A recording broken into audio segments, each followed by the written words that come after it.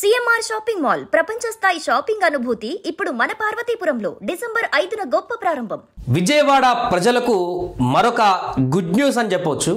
Traffic సమస్యల నుంచి బయటపడేందుకు ఇప్పటివరకు ఉన్నటువంటి ఆ ట్రాఫిక్ ఇబ్బందుల నుంచి బయటపడేందుకు ఒక సరికొత్త ప్రాజెక్ట్ని తీసుకురాబోతుంది ప్రభుత్వం.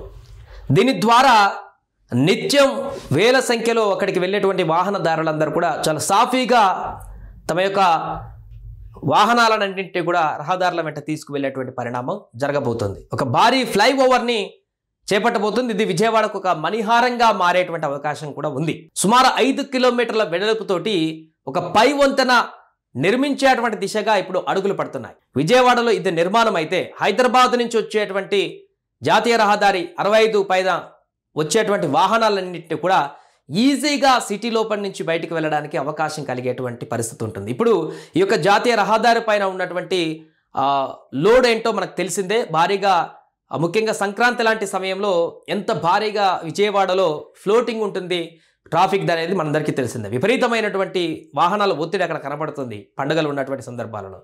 వీటన్నిటి నుంచి కూడా బయటపడడానికి విజయవాడలో ఇప్పుడు ఒక అద్భుతమైనటువంటి ఫ్లైఓవర్ని తీసుకురాబోతుంది ప్రభుత్వం. గొల్లపూడి నుంచి ఈ యొక్క ఫ్లైఓవర్ని కనకదుర్గ వారధి వరకు, ఇక్కడి నుంచి కనకదుర్గ వారధి వరకు దీన్ని నిర్మించబోతున్నారు.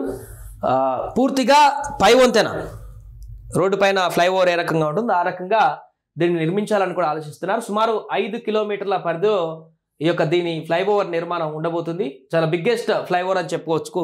ఈ యొక్క భారీ ఫ్లైఓవర్ నిర్మాణం కారణంగా ఇటు పైనుంచి హైదరాబాద్ నుంచి వచ్చేటువంటి జాతీయ రహదారి 65 ఇది, అక్కడి నుంచి వచ్చేటువంటి వాహనాలన్నీ కూడా ఈజీగా సిటీ లోపలికి ఎంట్రీ కావడానికి ఒక అవకాశం ఉంటుంది. ఇక్కడ ఉన్నటువంటి ట్రాఫిక్ అంతా కూడా ఇబ్బంది లేకుండా పోయేటువంటి అవకాశం ఉంటుంది.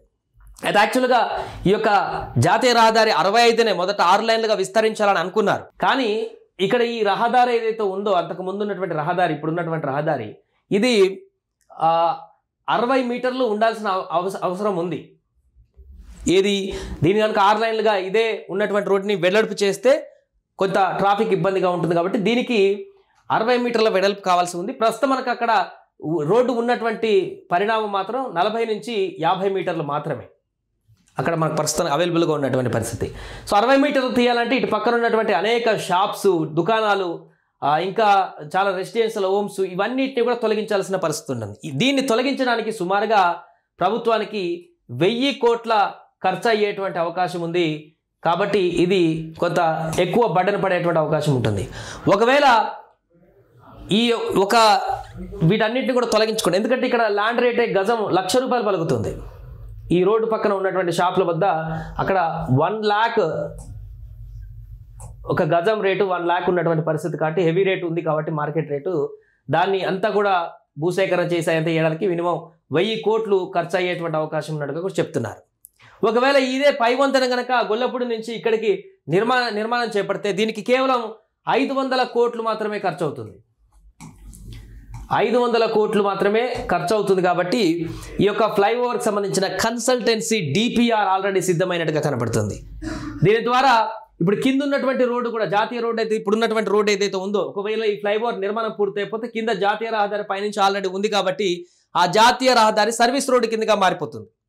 ఈ యొక్క ఫ్లైఓవర్ నిర్మాణం అయ్యేటువంటి ఫ్లైఓవర్ అనేది నేరుగా జాతీయ రహదారిగా మారి పైనుంచి వచ్చేటువంటి వాహనాలను ఈ కనకదుర్గ వారధి మీదకి బయటికి వెళ్ళడానికి ఈజీగా మారేటువంటి స్కోప్ ఉంటుంది.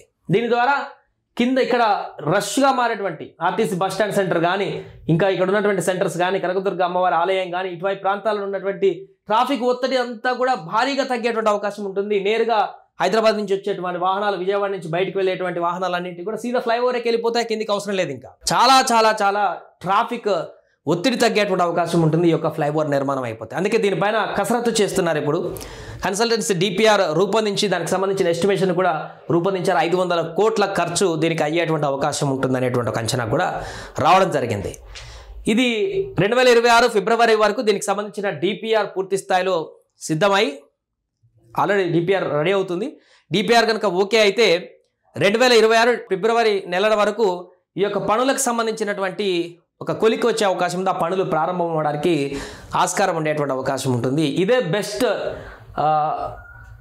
రూట్, అదేవిధంగా బెస్ట్ అవకాశం మంచి ఇంతకు మించిన వేరే ఆపర్చునిటీ లేదా అవకాశం లేదన్నట్టుగా కూడా ప్రభుత్వం భావిస్తుంది. Flyover is the best option for traffic, heavy traffic నుంచి తప్పించుకోవడానికి ఈ ఎందుకంటే కింద చాలా షాప్స్ ఉన్నాయి, చాలా రెసిడెన్షియల్ హోమ్స్ ఉన్నాయి. వీటన్నిటి నుంచి తొలగించుకోవడం 5 కిలోమీటర్ల డిస్టెన్స్, మరలా 5 కిలోమీటర్ల డిస్టెన్స్లో ఇన్ని షాపులను ఇన్ని రెసిడెన్షియల్ హోమ్లను తొలగించుకుంటూ పోవడం కంటే కూడా మధ్యలో పిల్లర్లు వేసి హ్యాపీగా గాల్లో నుంచి ఫ్లైఓవర్ తీసుకువెళ్తే ఎలాంటి ఇబ్బంది ఉండదు, ఖర్చు కూడా చాలా తగ్గుతుంది అనేటువంటి ఒక అంచనా. 500 కోట్లు మిగులుతాయి దానికి దీనికి చూస్తే. అందుకనే ఈ యొక్క నిర్మాణాన్ని ఇప్పుడు తలబెట్టినట్టుగా తెలుస్తుంది. ఇది కంప్లీట్ అయితే విజయవాడ వాసులకు ఒక పెద్ద రిలీఫ్ అని చెప్పొచ్చు. ట్రాఫిక్ నుంచి చాలా వరకు రిలీఫ్ కలుగుతుందని చెప్పొచ్చు.